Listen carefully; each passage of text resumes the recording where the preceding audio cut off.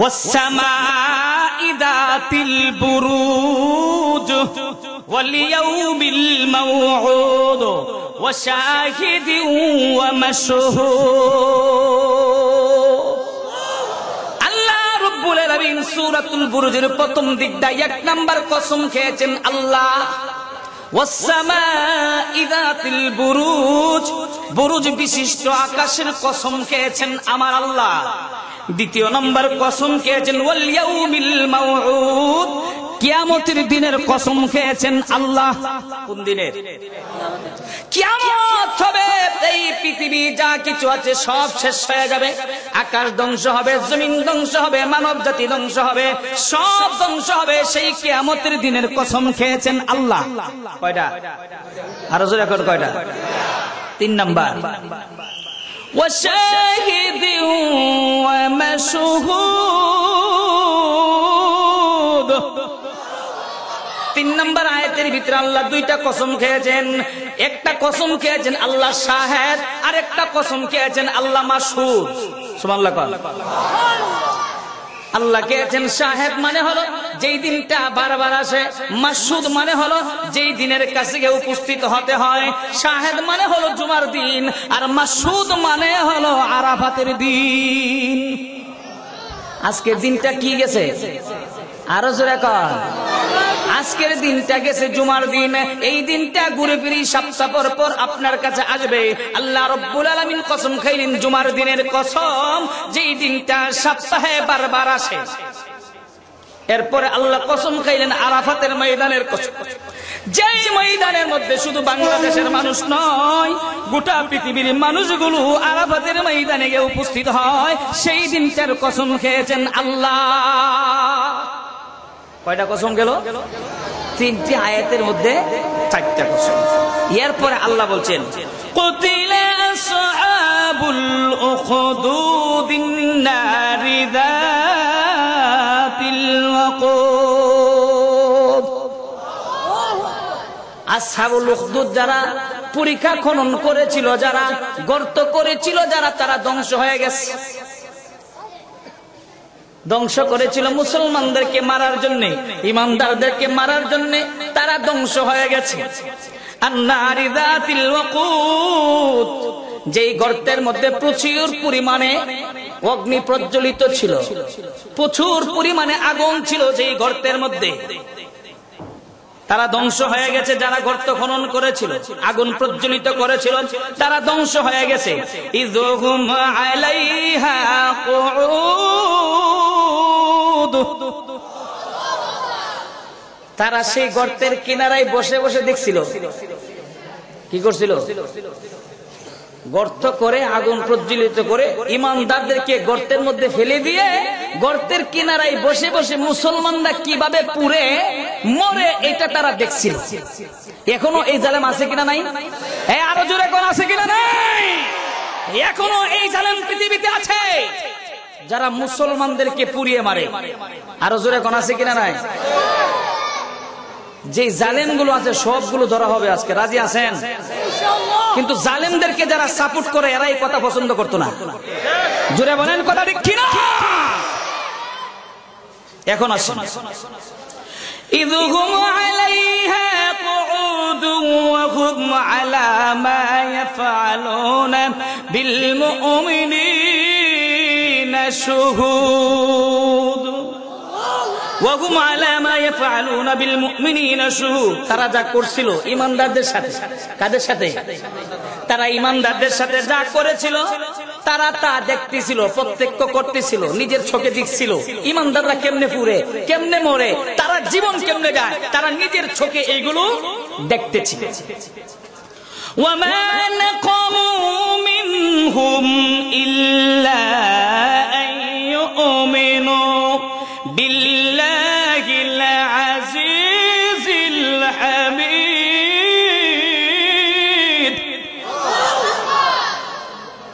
ঈমানদারদের কোনো দোষ ছিল না, যে ইমানদারকে গর্তের মধ্যে পুড়িয়ে মেরেছিল আর তারা নিজের চোখে দেখতেছিল, ওই ইমানদারদের কোনো দোষ ছিল না, কোনো দোষ ছিল না, কোনো দোষ ছিল না।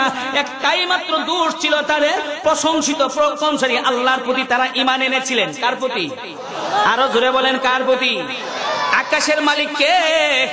জমিনের মালিক কে? আমার মালিক কে?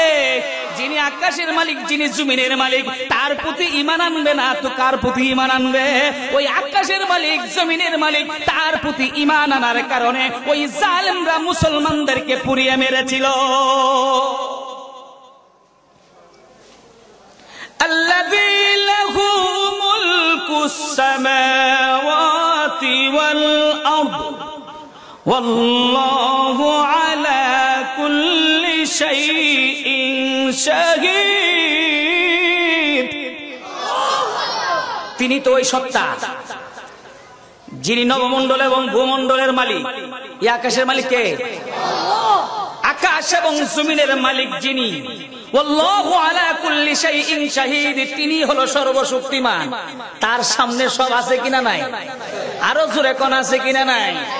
তারা ওই বেঈমান জালেমরা যেমন ভাবে ইমানদারকে, মুসলমানদেরকে গর্তের মধ্যে ফেলে দিয়ে পুড়িয়ে মেরেছিল, তারা যেমন ভাবে দেখতেছিল, আল্লাহ বলেন আকাশের মালিক, জমিনের মালিক, তারাও তাদেরকে, আল্লাহও তাদেরকে দেখতেছে।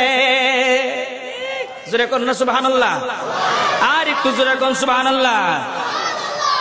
ইন্নাল্লাযীনা ফাতানুল মুমিনিনা ওয়াল মুমিনাতি সুম্মা লাম ইয়াতুবু ফালাহুম আযাবু জাহান্নাম ওয়া লাহুম আযাবুল হারিক।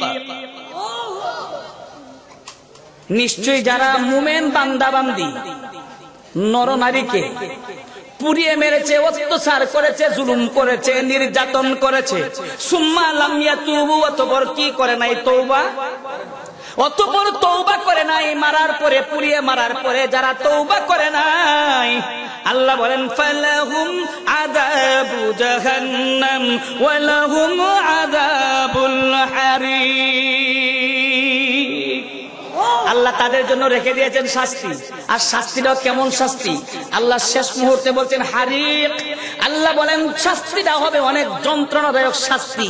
ইমানদারদেরকে যখন পুড়িয়ে মেরেছে, ইমানদাররা যেমন ভাবে শাস্তি ভোগ করেছে, আল্লাহ বলেন ইমানদার তোমাদেরকে পুড়িয়ে মেরেছে, তোমরা কষ্ট পেয়েছো। এখন শুনো, আল্লাহ বলেন এই কাফির বেঈমানদেরকে তোমার আল্লাহ ধরবে, জাহান্নামের আগুনে পুড়িয়ে মরবে, শাস্তি ভোগ করবে। ওই শাস্তিটা হবে কঠিন এবং যন্ত্রণাদায়ক। এরপর আল্লাহ বলেন, এখন ইমানদারদেরকে আল্লাহকে সান্ত্বনা দিচ্ছেন। সুবহানাল্লাহ কোন। এরপরে বাস্তবের সাথে মিলান লাগবে না? কোরআনের সাথে বাস্তবের সাথে মিলার দরকার আছে কিনা নাই? এখনো ইমানদার আছে কিনা নাই? আরো জোরে কোন আছে কিনা নাই? তারা যেমন ভাবে পরীক্ষা দিয়েছে ইমানদার, তারা সেই বাদশা জুনাওয়াজকে আল্লাহ মানে নাই, রব মানে নাই, আগুনে পুড়িয়ে মরেছে, কিন্তু জালেমের কাছে মাথা নত করে নাই। এই ইমানদার মুসলমান, এখনো তুমি যদি সেই ইমানদারের মতো ইমানদারি করো, আর তোমাকে যদি কেউ বলে আমাকে মানতে হবে, আমাকে মানতে হবে, আমাকে যদি না মানো তাহলে তোমার রেহাই নাই, সেই সময় আপনি বলবেন সব মানতে পারি, কিন্তু আমার আল্লাহর বিরুদ্ধে যদি কেউ বলে, আমার নবীর বিরুদ্ধে যদি কেউ বলে, আর এই কথা বলতে গিয়ে যদি আমার জালকারায় বন্দী হতে হয়, ফাঁসির কাস্টে ঝুলতে হয়, আমি জীবন দিব, কিন্তু ওই জালেমের কাছে মাথা নত করব না। জোরে বলেন কথা ঠিক কিনা? আরো জোরে কোন কথা ঠিক কিনা? ইন্নাল্লাযীনা ফাতানুল মুমিনিনা ওয়াল মুমিনাতি সুম্মা লাম ইয়াতুবু ফালাহুম আযাবু জাহান্নাম ওয়া লাহুম আযাবুল হারিক। ইন্নাল্লাযীনা আমানু ওয়া আমিলুস সালিহাত লাহুম জান্নাতুন তাজরি মিন তাহতিহাল আনহার যালিকাল ফাওজুল কাবীর। আল্লাহু আকবার। এখন আল্লাহ ইমানদারদের একটা সুসংবাদ দিয়েছেন। সুবহানাল্লাহ কোন। নিশ্চয় যারা ঈমান আনছে, কার প্রতি? আরো জোরে কর। আমরা ঈমান আনছি কার প্রতি? আমরা সকলেই এক আল্লাহ মানি। যদি কেউ দুই আল্লাহ মানো, জীবন দিব কিন্তু এক আল্লাহ ছাড়তে পারবো? ঈমান এনেছে আল্লাহর প্রতি। ও আমিলুস সালিহাত, আল্লাহ বলেন ঈমান আনার সাথে সাথে যারা নেক আমল করে, কি আমল করে? ওই নেক আমলের কথা যদি বলি, আবু বকর সাহেব হুজুরের সব আলোচনা এসে যাবে, জিকির আজকের এসে যাবে, নামাজ এসে যাবে, তওবা এসে যাবে, নেক আমলের ভিতরে সব কিছু ঢুকে যাবে ভাইরে। কিন্তু আজকে আলোচনা করব, কি আলোচনা করব? আজকে শিক্ষা নিয়ে যাব, যদি ফাঁসির কাষ্ঠ ঝুলানো হয় ঈমান কিন্তু ছাড়বো। নেক আমল করে আর আল্লাহর প্রতি ঈমান আনে। এখন আল্লাহ তাদেরকে একটা সুসংবাদ দিয়েছেন, সুবহানাল্লাহ কোন। লাহুম জান্নাতুন তাজরি মিন তাহতিহাল আনহার যালিকাল ফাওজুল কাবীর।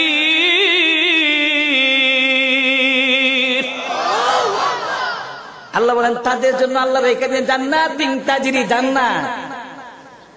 গড়টারে জান্নাত বানাইছে, গড়কে জান্নাত বানাইছে। এসির দরকার এসি লাগাইছে, টিভির দরকার টিভি লাগাইছে, যা দরকার দুনিয়া থেকে সব কিছু নিয়ে গড়টাকে একটা জান্নাত বানাইলেন। যদি জান্নাতের আলোচনা করি তাহলে আনন্দে উৎপন্ন হইয়া মনে চাইবে এখন ওই জান্নাতে চলে যা।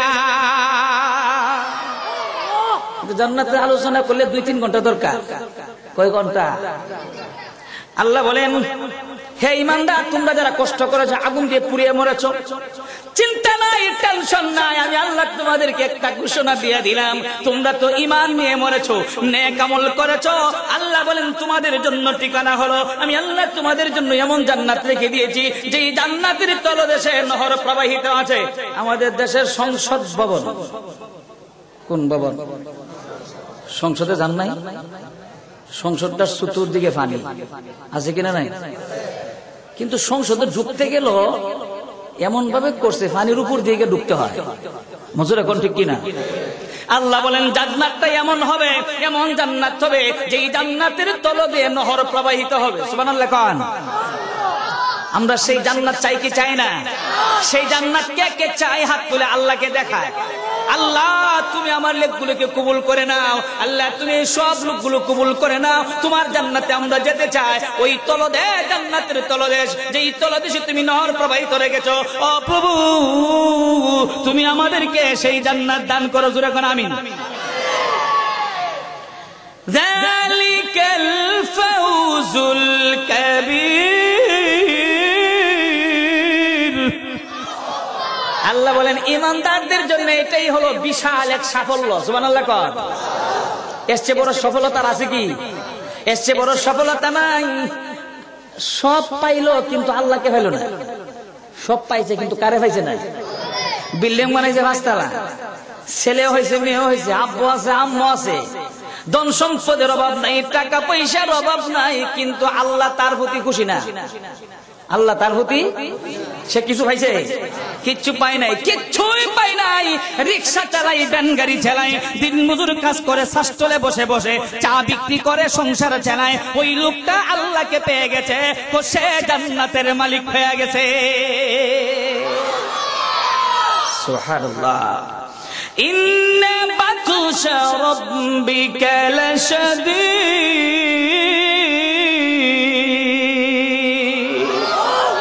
সর্বশেষ মেসেজটা আল্লাহ কি দিয়েছেন? এই মেসেজটা আল্লাহ জালেমদেরকে দিয়েছেন। এই জালেমরা, তোমরা যারা ঈমানদারদেরকে অত্যাচার করেছো, জুলুম করেছো অতীতে, এখনো যারা জুলুম করবে, অত্যাচার করবে, আল্লাহ বলেন আল্লাহর ধরা বড় শক্ত ধরা। আল্লাহ সুযোগ দেয়, কিন্তু যখন আল্লাহ ধরে তখন আর ছাড়ে না। এই হলো আজকের আলোচনার বিষয়বস্তু। যে আয়াতগুলো তেলাওয়াত করছি, মাত্র আয়াতের তরজমা গেছে এই পর্যন্ত, আয়াতে তরজমা। এখন একটু তাফসিরে ঢুকি। কি বলেন? ওয়াস সামাই যাতিল বুরুজ। আকাশটা ছোট না বড়? আরো জোরে কর। এই আকাশের মধ্যে তারকা আছে, তারকাগুলো ছোট না বড়? আকাশের মধ্যে সূর্য আছে, সূর্যগুলো বড় না ছোট? আকাশের মধ্যে চাঁদ আছে, চাঁদগুলো বড় না ছোট? তারকা কি পৃথিবীর মতো? নাকি পৃথিবীর চাইতে বড়? একটা পরীক্ষা হয়ে যাক, বলুন তো দেখি, তারকা বড় নাকি সূর্য বড়? সুবহানাল্লাহ কোন না?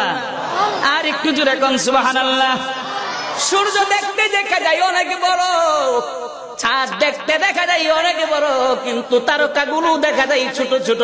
আল্লাহ কসম খাইলেন সূর্যের না, কসম খাইলেন চাঁদের না, আল্লাহ কসম খাইলেন তারকা। তারকা দেখতে ছোট, কিন্তু সূর্য এবং চাঁদের চাইতে পৃথিবীর চাইতে বড়। জোরে কন্যা সুবহানাল্লাহ। ওয়াসসামাই যাতিল বুরুজ ওয়াল ইয়াউমিল মাউউদ। কিয়ামতের ময়দান। এটা কি? এটা কি ময়দান? এটা জান্নাতের ময়দান। এটা কিসের ময়দান? এটা হলো জান্নাতের ময়দান। ভাইরে, এমন একটা দিন আসতেছে রে ভাই, যেটা হবে কিয়ামতের ময়দান। এটা সত্য। আল্লাহ এই জন্য কিয়ামতের ময়দানের কসমকে আল্লাহ বলছেন, হে বর্তমান জমানার জালেম যারা আছো, আল্লাহ নবীকে বলে দিলেন, নবী গো, আপনি আসার আগে কিছু জালেম পৃথিবীতে ছিল, তারা মুসলমানদেরকে নির্যাতন করেছে, নিপীড়ন করেছে, অত্যাচার করেছে।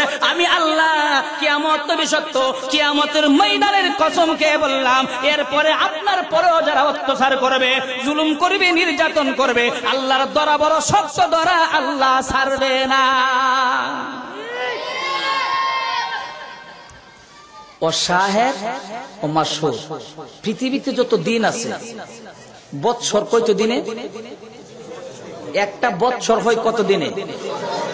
365 দিনে বৎসর। পৃথিবীতে এমন কিছু দিন আছে যে দিনগুলো আল্লাহর কাছে অনেক দামি। সুবহানাল্লাহ কোন? কত দামি, কত দামি। হে মুসলমান, আজকের দিনটা চলে গেছে জুমার দিন। আল্লাহ জুমার দিনের কসম খাইলেন, একটা সপ্তাহের মধ্যে এই দিনটা বড় দামি। কেমন দামি রে বান্দা, কেমন দামি। এই দিনে যদি তুমি জুমার নামাজ আদায় করো, আল্লাহর কাছে তওবা করো, একটা সপ্তাহের ভিতরে তোমার যত সগীরা গুনাহগুলো আছে আল্লাহ রব্বুল আলামিন মাফ করে দেয়। জুমার দিনের কসম খাইলাম। কিন্তু আমরা কত পাপিষ্ঠ লোক আছি, কত অপরাধী আছি, জুমার দিনের জুমার নামাজটা পর্যন্ত পড়ে না। আছে কিনা নাই? আরো জোরে এখন আছে কিনা নাই? এই জন্য আল্লাহ ইম্পর্টেন্ট একটা দিন জুমার দিনের কসম খাইলেন। চতুর্থ নাম্বার কসমটা আল্লাহ খাইলেন আরাফাতের ময়দানে। এটা এমন দিন যেই দিনটার মধ্যে গিয়ে উপস্থিত হতে হয় আরাফাতের ময়দান। আরাফাতের ময়দান এই পৃথিবীর বুকে যত ময়দান আছে, কিয়ামতের ময়দান ব্যতীত যত ময়দান পৃথিবীতে আছে, আমাদের পাশে একটা ময়দান আছে। এই ময়দানটার নাম হলো ইস্তেমার ময়দান। আবার বরিশালে একটা ময়দান আছে, চরমুনার ময়দান। জুড়ে কোন ঠিক কিনা? আবার উজানির ময়দান আছে, চরমুনাইয়ের ময়দান আছে, সরসিনার ময়দান আছে, ইস্তেমার ময়দান আছে। ময়দানের বড় অভাব নাই। কিন্তু পৃথিবীর বুকে যত ময়দান আছে, ওই ময়দানের মধ্যে সর্বশ্রেষ্ঠ ময়দান হলো আরাফাতের ময়দান। কোন ময়দান? চরমুনার ময়দানে গেলে আপনার জীবনের সব গুনাহ মাফ হবে না। আরাফাতের ময়দানে গিয়ে যদি আল্লাহকে ডাক দিতে পারেন আর ভালো করে বলতে পারেন, মালিক আমি বাংলাদেশ থেকে এসেছি গো মালিক, আমি আরাফাতের ময়দানে এসে উপস্থিত হয়েছি।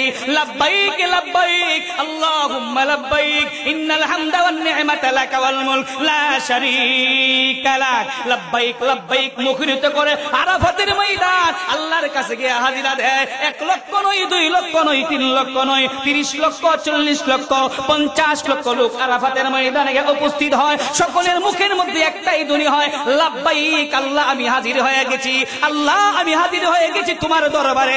যা করেছি ভুল করেছি, অতীতে যা করেছি ভুল করেছি, তোমার কাছে এসেছি, তুমি আমার জীবনের সব গুনাহ মাফ করে দাও। আরাফাতের ময়দানে গিয়ে যখন আল্লাহ রব্বুল আলামিনের কাছে লাব্বাইক বলে, আল্লাহ রব্বুল আলামিন লাব্বাইকটা যদি কবুল হয়ে যায়, তার জীবনের সব গুনাহ কাটা মাফ হয়ে যায়।